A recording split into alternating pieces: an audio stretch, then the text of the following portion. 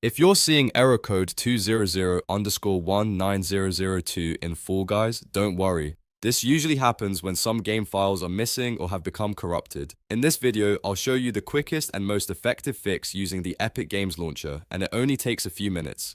If this tutorial helps, make sure to hit like and subscribe for more simple gaming fixes and step-by-step guides. Let's get into it.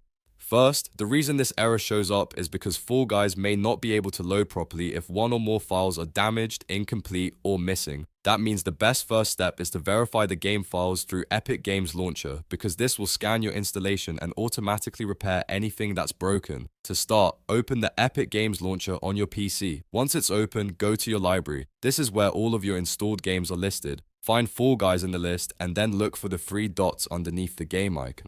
Click those three dots to open the menu. From the menu, select Manage. This will bring up the game management options for Fall Guys. Here, you should see a button labeled Verify. Click Verify to begin checking the game files. At this point, the launcher will start scanning your installation to find missing or corrupted files. Now let the process finish completely. Depending on your internet speed and how many files need to be repaired, this may take a few minutes.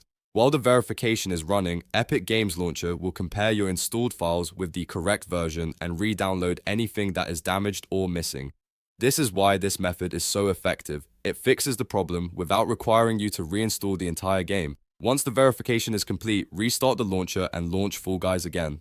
In most cases, this should fix error code 200_19002 and allow the game to start normally. If the issue was caused by missing or corrupted files, you should now be able to play as usual. If the game still gives you trouble after verification, make sure the launcher has completed the repair fully and that no other downloads are interrupting the process.